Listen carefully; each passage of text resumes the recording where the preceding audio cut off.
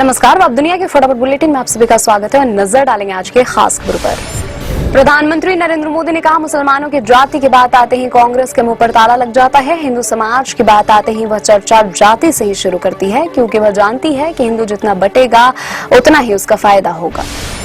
कांग्रेस ने प्रधानमंत्री नरेंद्र मोदी के हमले को लेकर उन पर पलटवार किया। कहा, मोदी राजनीतिक भाषण तथा विपक्ष पर हमला करने के लिए सरकारी कार्यक्रम का उपयोग करते हैं, जबकि इसके लिए वह भाजपा के मंच का इस्तेमाल कर सकते हैं। दिल्ली विधानसभा चुनाव में आम आदमी पार्टी विधानसभा चुनाव में अकेले उतरेगी। आप प्रवक्ता प्रियंका कक्कड़ ने कहा, हम अति आत्मविश्वासी कांग्रेस और अहंकारी भाजपा से अकेले मुकाबला करने में सक्षम हैं। निर्वाचन आयोग ने कहा, हरियाणा चुनाव के नतीजों को अस्वीकार्य बताने वाले कांग्रेस के वरिष्ठ नेताओं के बयान देश के समृद्ध लोकतांत्रिक इतिहास में पहले नहीं सुने गए। ये बोलने की स्वतंत्रता की वैधानिकता से भी परे है। संयुक्त राष्ट्र जनसंख्या कोष की कार्यकारी निदेशक नतालिया केनम ने की भारत की सराहना। 3 दिवसीय भारत यात्रा पर आई केनम ने कहा, पीछे मुड़कर देखती हूं तो पाती हूं कि गरीबी में महत्वपूर्ण कमी आई है। शिवसेना नेता संजय राउत ने सामना में लिखा, कांग्रेस अगर अकेले लड़ना चाहती है तो साफ बता दे, उसकी वजह से भाजपा हारी हुई, बाजी जीत गई। कांग्रेस की हार अति आत्मविश्वास की वजह से हुई।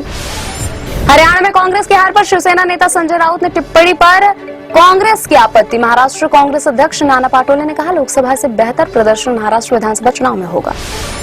समाजवादी पार्टी ने उत्तर प्रदेश विधानसभा उपचुनाव के लिए 6 सीटों पर अपने प्रत्याशियों के नाम का ऐलान किया।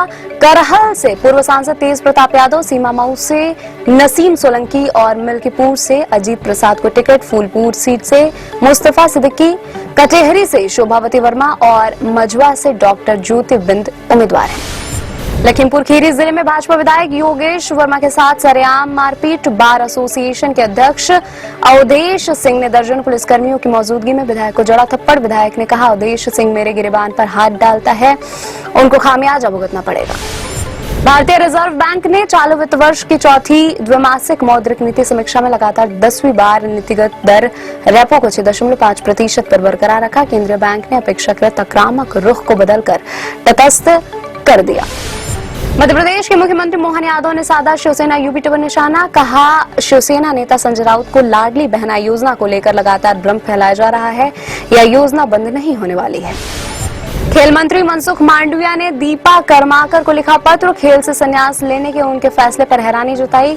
मुझे पूर्ण विश्वास है कि आपने जीवन की महत्वपूर्ण प्राथमिकताओं और अनुभवों को ध्यान में रखते हुए यह फैसला लिया होगा। पंजाब सरकार ने भारतीय प्रशासनिक सेवा के वरिष्ठ अधिकारी केपी सिन्हा को नया मुख्य सचिव नियुक्त किया है। सिन्हा ने अनुराग वर्मा की जगह ली है। सिन्हा पंजाब कैडर के 1992 बैच के IAS अधिकारी हैं। नेशनल कॉन्फ्रेंस के उपाध्यक्ष उमर अब्दुल्ला ने कहा, जिन लोगों ने अनुच्छेद 370 को छीना, उन्हीं से इसकी बहाली की उम्मीद करना मूर्खतापूर्ण होगा, लेकिन उनकी पार्टी इस मुद्दे को जीवित रखेगी और इसे उठाती रहेगी। केंद्रीय मंत्री अश्विनी वैष्णव ने कहा, मंत्रिमंडल ने कल्याणकारी योजनाओं के तहत दिसंबर 2028 तक 17,082 करोड़ रुपए की लागत से फोर्टिफाइड चावल की आपूर्ति को मंजूरी दी। 2024 के लिए रसायन विज्ञान में प्रतिष्ठित नोबेल पुरस्कार की घोषणा। इस साल डेविड बेकर, डेमिस हस्बीस और जॉन जम्पर को प्रोटीन पर काम करने के लिए रसायन विज्ञान में नोबेल पुरस्कार दिया गया है। फलस्तीनी अधिकारियों और नागरिकों ने कहा, उत्तरी गजा में बड़े पैमाने पर इसराइल के हमलों में दर्जनों लोग मारे गए और घायल हुए हैं। हमास के साथ युद्ध के साथ 1 वर्ष बाद 3 अस्पतालों के बंद होने का खतरा है। एक दिन की तेजी के बाद शेयर बाजार में फिर गिरावट। सेंसेक्स 168 अंक टूटकर 81,467 अंक पर हुआ बंद। निफ्टी भी 31 अंक के नुकसान के साथ 24,982 अंक पर हुआ बंद। कार्तिक आर्यन और तृप्ति डिमरी स्टारर भूल भुलैया 3 का मच अवेटेड ट्रेलर हुआ रिलीज। हॉरर और कॉमेडी का नजर आया जबरदस्त मेल। दिवाली पर 1 नवंबर को फिल्म यह रिलीज होगी।